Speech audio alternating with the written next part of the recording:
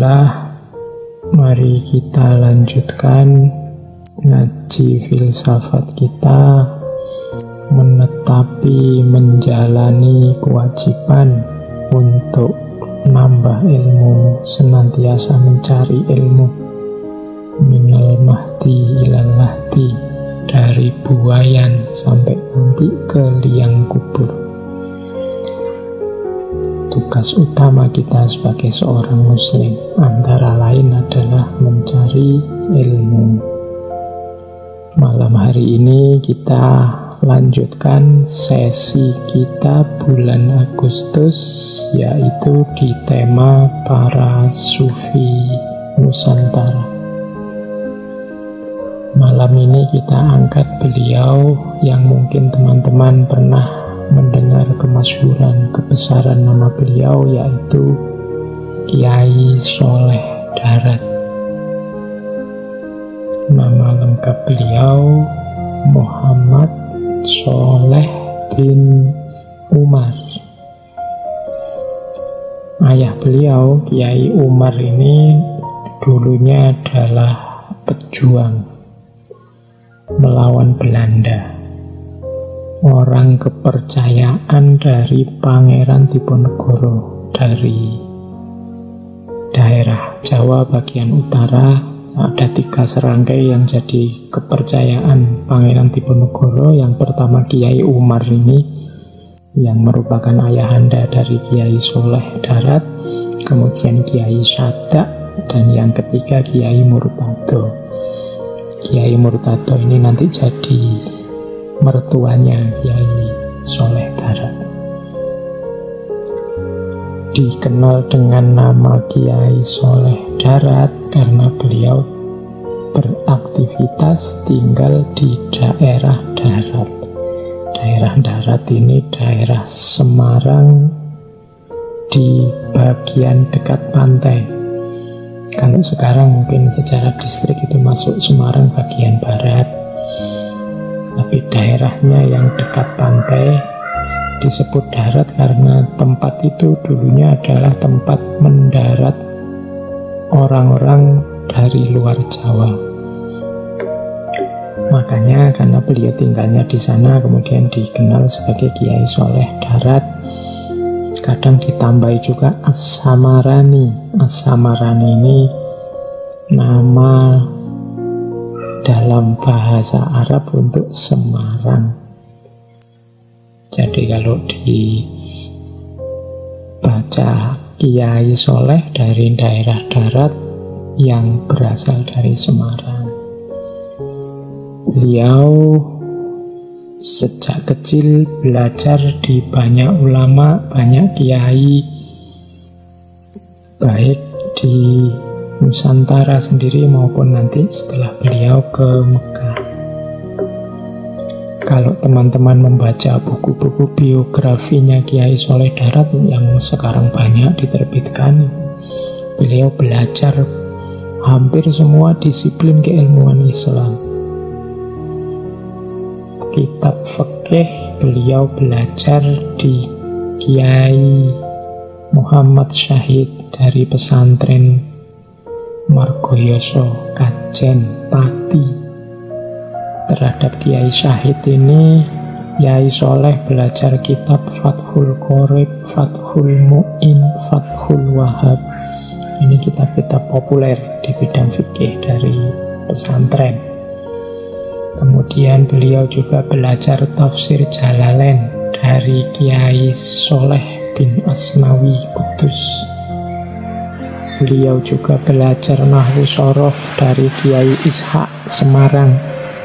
Belajar ilmu falak dari Kiai Abdullah Muhammad bin Hadi Baikuni Semarang. Belajar juga kitab Jauharut Tauhid karyanya Syekh Ibrahim Al-Laqoni, dan juga kitab Minhajul Abidin karyanya Imam Ghazali pada Syekh Ahmad Bafakih Baklawi Semarang.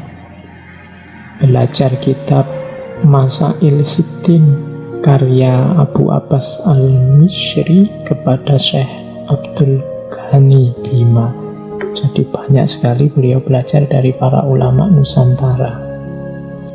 Nanti setelah beliau ke Mekah, juga belajar pada banyak ulama lagi. Pada Syekh Ahmad Zaini Dahlan, Syekh Muhammad Al-Mukri Al-Misri. Belajar juga pada Syekh Muhammad bin Sulaiman Hasbalah.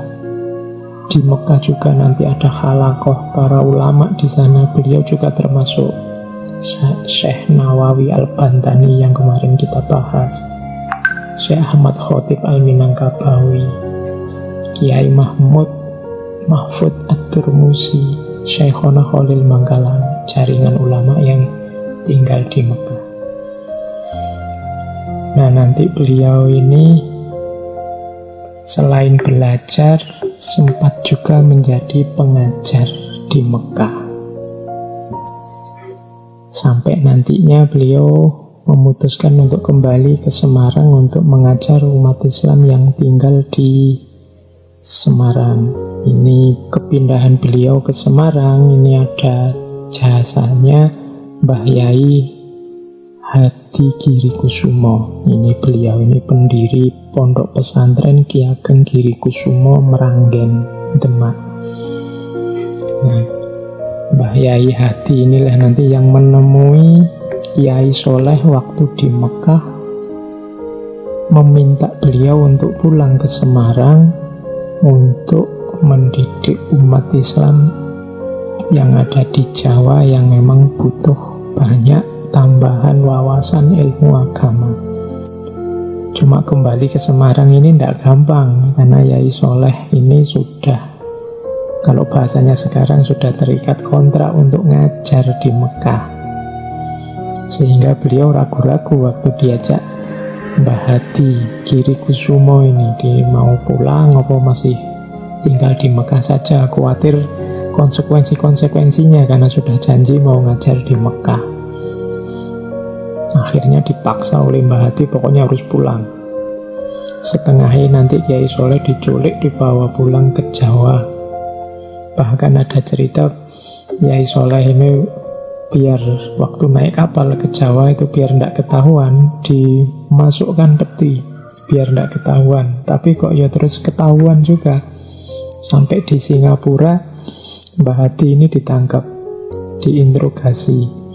Kemudian karena tahu membawa lari Mbah Soleh, Yai Soleh Darat ini, terus disuruh membayar denda.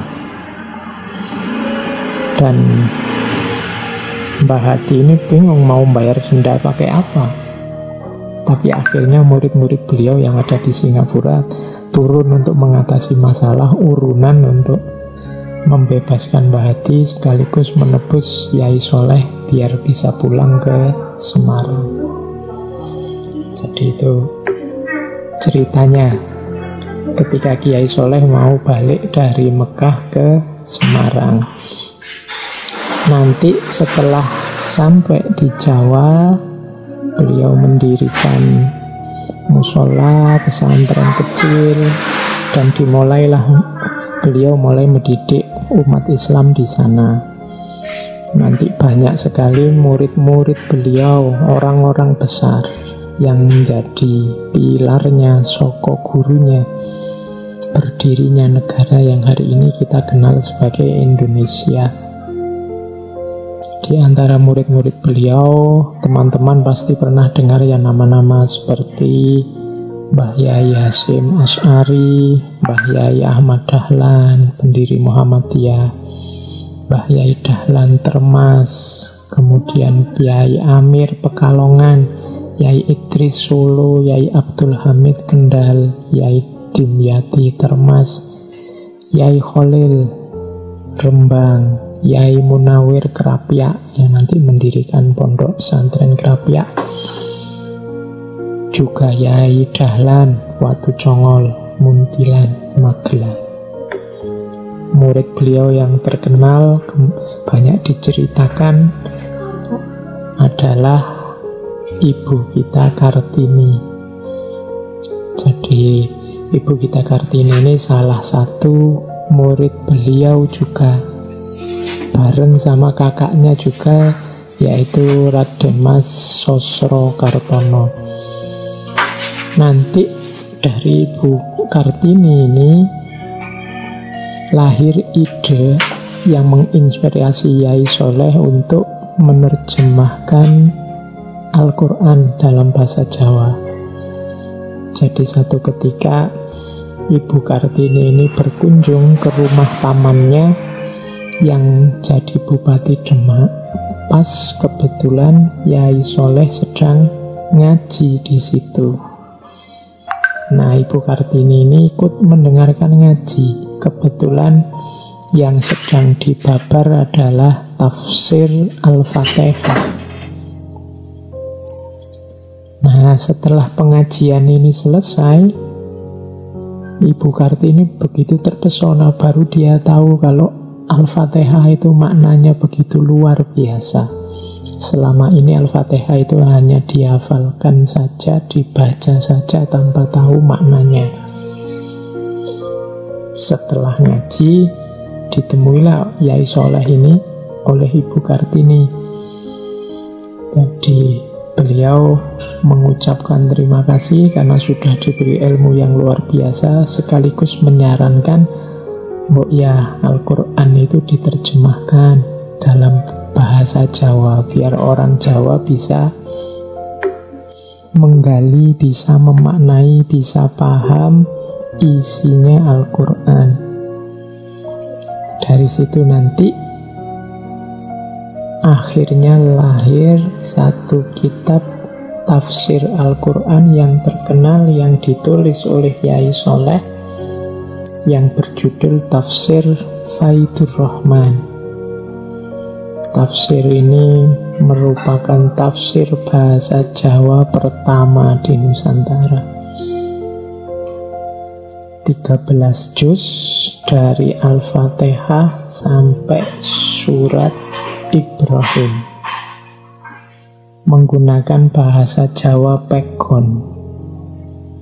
Jadi teman-teman, Yai Soleh ini menulis kitab sekitar 13 yang bisa sekarang kita miliki sampai hari ini. Jadi sekitar 13 karya yang semuanya ditulis dalam bahasa Jawa Pegon.